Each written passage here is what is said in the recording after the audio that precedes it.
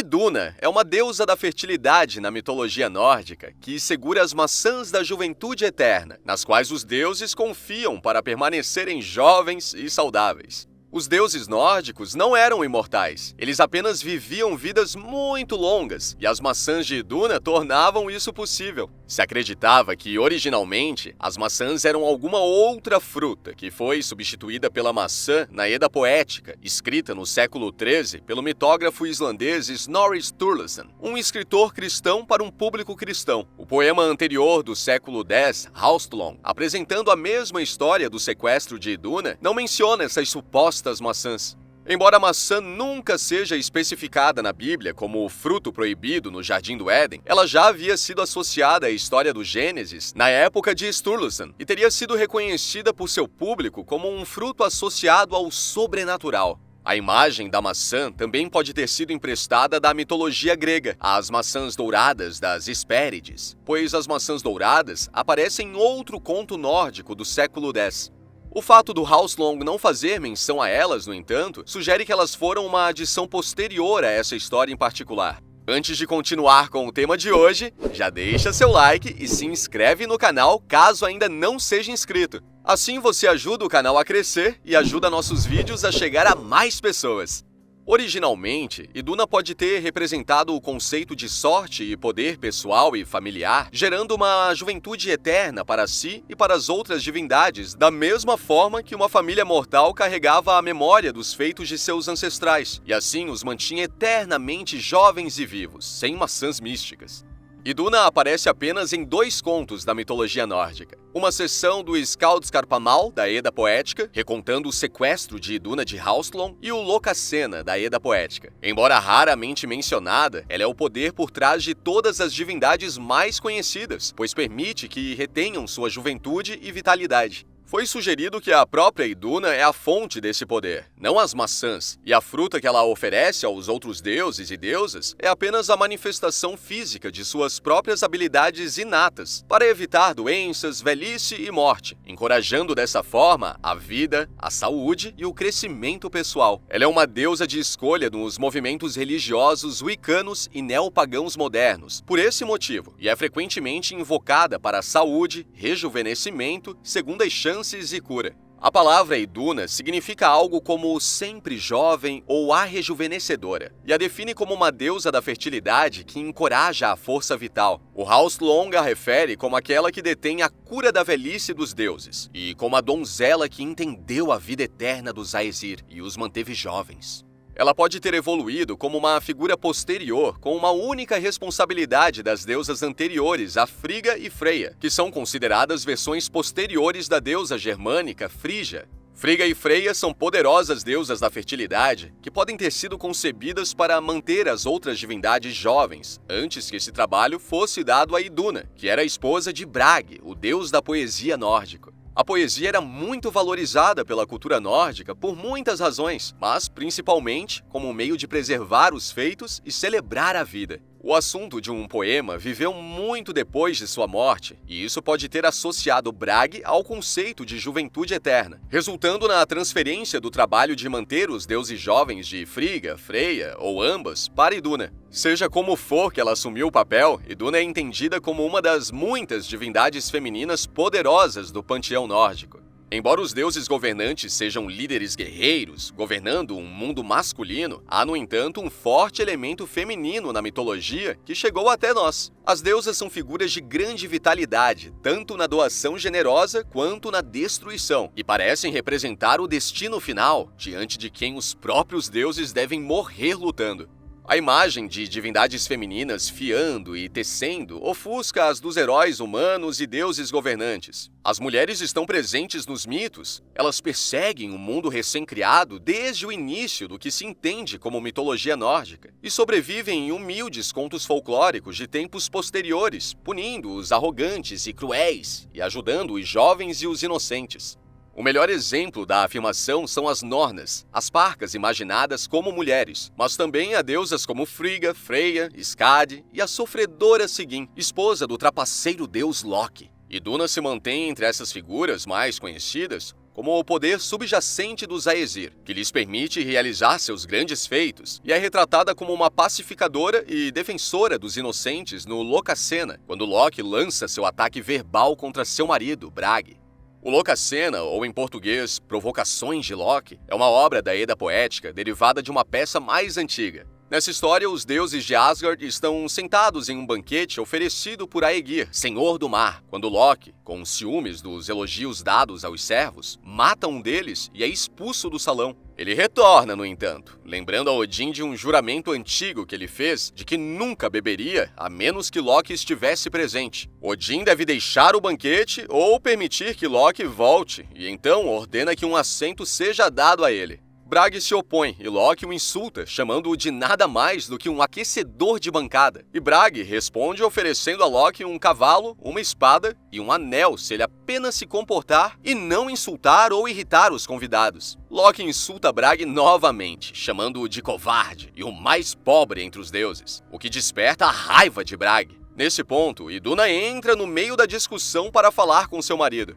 Loki continua a insultar os outros deuses ao redor da mesa até que Thor chega e ele concorda em se comportar para evitar uma surra. Mais tarde, ele é capturado pelos deuses, embora tente mudar de forma para escapar deles, e é acorrentado em uma caverna sob a terra com uma serpente acima de sua cabeça, pingando veneno escaldante em sua cabeça. Sua esposa Sigyn pega o veneno em uma tigela, mas quando ela sai para esvaziá-la, o veneno da serpente atinge Loki totalmente e ele se contorce de dor, causando terremotos no reino mortal. Iduna é a primeira deusa do poema a abordar o problema de Loki, e a única que tenta difundir a situação. Freya e Frigga repreendem Loki, mas Iduna se recusa a jogar seu jogo e se dirige a Bragi, não a Loki, para manter a paz. Ao não encorajar Loki, ela espera que ele se comportasse, mas ele continua suas provocações verbais, acusando cada uma das deusas de promiscuidade e infidelidade. Sua acusação sobre Iduna dormindo com o assassino de seu irmão não é mencionada em nenhuma outra história, e se acredita que essa acusação seja simplesmente Loki contando uma de suas mentiras habituais, neste caso para provocar Bragi. No Lokasenna, Iduna é apresentada como uma pacificadora que prefere receber os insultos de Loki do que responder a eles e encorajar mais problemas. Embora seus esforços fracassem no geral, enquanto Loki continua suas provocações, ela impede Bragi de cumprir sua ameaça de segurar a cabeça decepada de Loki como vingança por seus insultos. O papel de Iduna como guardiã da paz é enfatizado, mas na história de seu sequestro, ela é destacada como a deusa que fornece a todos os outros seu poder e força vital essenciais. A história é contada pela primeira vez no Halfslong e depois no Skaldskaparmal. Segundo a história, Odin, Loki e Oenir, possivelmente o deus da inteligência e da adivinhação, estão viajando e não comiam há dias. Eles encontram e matam um boi, mas por mais que o levem ao fogo, a carne não cozinha. Uma grande águia que estava observando dos galhos de uma árvore acima deles, grita que ele é o responsável, e se eles permitissem que ele comesse até se fartar, ele retiraria seu feitiço e permitiria que a carne cozinhasse. Os deuses concordam e o boi é cozido, mas a águia come, pegando as melhores partes para si, até que Loki, enfurecido, balança seu cajado contra o pássaro. A águia voa alto, lançando outro feitiço, que prende o cajado a ele, e então voa abaixo para que Loki seja arrastado pelo chão, ao longo das copas das árvores e através de ravinas repletas de rochas. Loki grita para ser solto, alegando que temia que seus braços fossem arrancados de seu corpo, e a águia responde que ela obedeceria apenas se Loki trouxesse para ela a deusa Iduna e suas maçãs mágicas. Loki concorda e cai no chão, retornando a Odin e Oenir para continuar sua jornada. Ele não diz nada a eles sobre como escapou da águia, mas silenciosamente começa a planejar como persuadir Iduna para sair da segurança de seu lar entre os deuses. De volta a Asgard, ele diz a Iduna que encontrou uma floresta com árvores que produzem maçãs que parecem melhores do que as dela. Ele diz que vai levá-la até lá e ela deveria trazer suas maçãs para compará-las. Iduna, inocentemente, sem nenhum tipo de suspeita dos planos malignos, segue Loki até a floresta onde a águia habitava. O que ninguém sabia é que, na verdade, a águia era o gigante Tage em forma de pássaro. Dessa forma, quando a bela Iduna aparece com Loki no meio da floresta, ele desce e a leva para sua casa. A princípio, os deuses não sentiram falta de Iduna. No entanto, quando eles começaram a envelhecer rapidamente, eles descobriram que Iduna não estava mais entre eles. Reunidos, eles percebem que a última vez que ela foi vista foi com Loki, e eles o arrastam até o grupo, prometendo-lhe longa tortura e morte se ele não a devolver. Loki pede a Freya seu manto de falcão, que permite que o usuário voe, e promete retornar com Iduna. Na forma de um falcão, Loki voa para a casa de Chage, em Jotunheim, e descobre que o gigante saiu para o mar em um barco. Loki então chega até o barco e transforma Iduna em uma simples noz. Depois disso, ele a segura em suas garras e voa rapidamente em direção a Asgard. Chage chega em casa e descobre que Iduna se foi, e imediatamente ele vai atrás dela na forma de uma águia. Quando os deuses, observando das paredes de Asgard, veem um falcão fugindo de uma águia, rapidamente preparam e acendem uma pira. O falcão voa abaixo sobre a pira e a puxa para cima, mas a águia não consegue parar seu impulso e voa para as chamas, pegando fogo e caindo no chão onde é morto pelos deuses. Iduna é restaurada ao seu papel anterior, e os deuses, presumivelmente, comem das maçãs e tornam-se jovens novamente. No Haustlong não há menção às maçãs, como observado anteriormente, e parece ser a mera presença de Iduna que mantém os deuses jovens. Embora Sturluson possa ter adicionado as maçãs como um aceno para a fruta no Jardim do Éden, os estudiosos também sugeriram que a adição pode vir da mitologia grega clássica e das maçãs douradas das Hespérides. O Jardim das Hespérides pertencia à deusa Hera, plantado com árvores que produziam maçãs douradas, um presente para ela da deusa da terra Gaia em seu casamento com Zeus, e assim associado à fertilidade e rejuvenescimento. As maçãs douradas aparecem em vários mitos gregos, como o julgamento de Paris, que inicia a Guerra de Troia, mas provavelmente são mais conhecidas no 11º trabalho de Hércules, quando o herói rouba 3 do jardim. De acordo com esta interpretação, a história do rapto de Iduna espelha o roubo das maçãs douradas, cujo valor é destacado no conto nórdico. No mito do roubo de Iduna, o conceito do rejuvenescedor se aplica e está ligado ao conto comum do roubo de uma deusa por um gigante. Embora este mito obviamente não fosse particularmente conhecido e possa ter sido influenciado por contos clássicos, existe muita semelhança com a mitologia sobre as maçãs das Hespérides. Talvez tenham sido os estudiosos islandeses dos séculos XII e XIII que primeiro uniram as lendas clássicas com as informações do Haustlong. Ao que tudo indica, existe uma conexão entre as maçãs douradas dos gregos e as de Iduna, mas as maçãs douradas já estavam associadas à fertilidade na mitologia nórdica muito antes, assim como as nozes, e talvez nenhuma delas tenha sido baseada de outro lugar. Maçãs eram um símbolo conhecido de fertilidade, junto com nozes, e ambas são trazidas para o conto de Iduna, já que Loki transformou a deusa em uma noz para que ele pudesse trazê-la de volta para Asgard.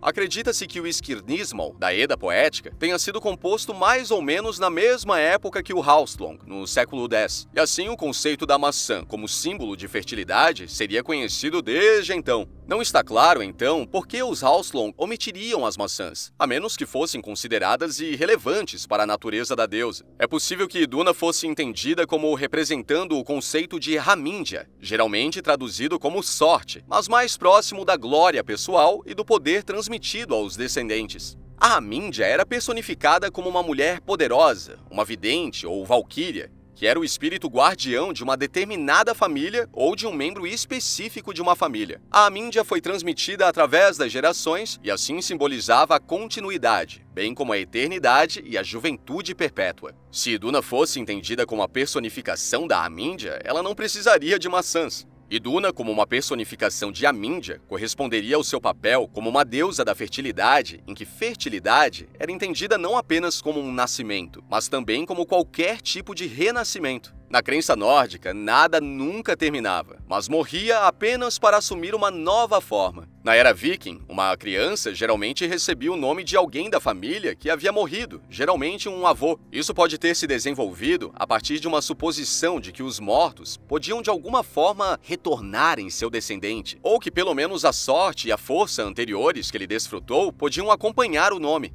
Tais concepções parecem estar particularmente associadas à fertilidade e poderes, e há uma forte ligação entre eles e o túmulo. Se acreditava que as deusas da fertilidade prediziam o destino daqueles que estavam à beira da idade adulta, com base no reconhecimento do poder que a criança havia herdado de um membro falecido da família. O poder de Iduna de manter os deuses jovens e saudáveis pode ter sido uma ilustração desse conceito, pois os mortos nunca realmente morriam, desde que sua mídia ou sorte fosse passada para a geração mais jovem. O falecido dessa forma se tornava então jovem para sempre, enquanto esse processo continuasse, assim como seria com os deuses que, mesmo em sua morte no Ragnarok, contribuiriam para o renascimento dos 9 reinos da cosmologia nórdica e um novo mundo. Nos dias atuais, Iduna é invocada apenas para esse tipo de renascimento por praticantes neopagãos e wiccanos. Os suplicantes supostamente podem pedir ajuda para abandonar um hábito doentio, deixar para trás um relacionamento tóxico ou encontrar seu propósito e caminho na vida. Em todos os casos, o indivíduo está buscando um novo caminho a seguir, que o recompense com o mesmo rejuvenescimento que Iduna oferecia aos deuses de Asgard. O que você achou de toda essa história? Já conhecia Iduna, a deusa da fertilidade nórdica? Deixa sua opinião aqui nos comentários que eu quero muito saber. Se gostou desse vídeo, deixa seu like e se inscreva no canal caso ainda não seja inscrito. Se tiver algum outro tema mitológico para um próximo vídeo, escreve aqui embaixo que em breve iremos trazer para você. Até a próxima!